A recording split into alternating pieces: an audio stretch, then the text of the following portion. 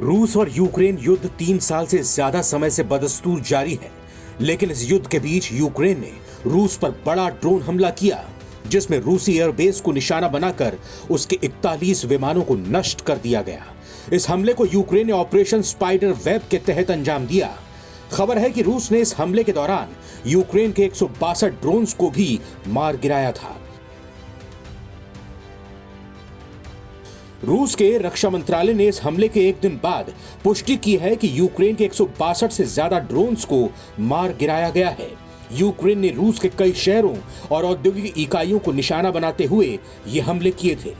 Moscow के स्थानीय समय के मुताबिक 1 जून को रात 8:10 से 2 जून को 2 बजे तक रूस के एयर डिफेंस सिस्टम ने इन ड्रोन्स को हवा में ही इंटरसेप्ट किया और 162 से ज्यादा ड्रोन्स को मार गिराया।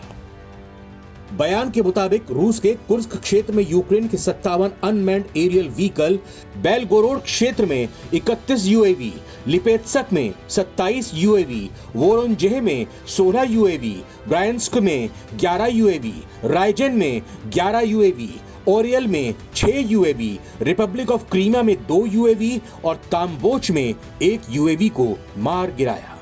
वहीं इससे पहले रूस ने पुष्टि की कि यूक्रेन द्वारा किए गए ड्रोन हमलों में देश भर के 5 सैन्य एयरबेस को निशाना बनाया गया है, जिससे कई विमानों को नुकसान पहुंचा है। हालांकि कितने विमान क्षतिग्रस्त हुए हैं, इसका सटीक आंकड़ा बताया नहीं गया है। लेकिन इस बीच रूस के डिफेंस सिस्टम S-400 को लेकर एक बार फिर से चर्चा गर्म हो गई है। दरअसल रूस की S-400 मिसाइल प्रणाली को दुनिया की सबसे एडवांस एयर डिफेंस सिस्टम में से एक जाना जाता है।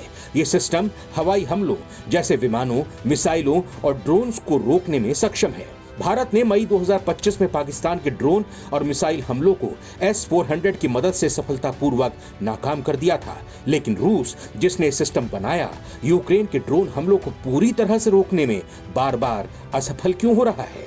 वैसे रूस और यूक्रेन के बीच मौजूदा तनाव के बीच रूस के साथ अगले दौर की शांति वार्ता के लिए यूक्रेन का प्रतिनिधिमंडल इस्तांबुल पहुंच गया है। अब इस शांति वार्ता से क्या निकल कर आता है, सबकी नजर इसी बात पर है।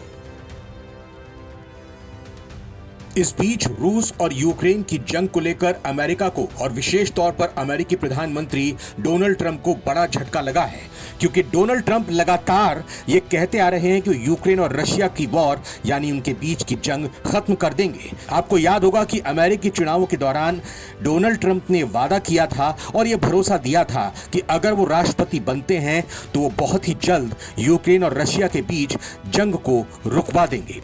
डोनाल्ड ट्रंप ने लगातार कोशिश भी की कि रूस और यूक्रेन बातचीत की मेज पर आकर जंग को जल्द से जल्द रोक दें, लेकिन ना तो रूस और ना ही यूक्रेन डोनाल्ड ट्रंप की बात को मान सका है।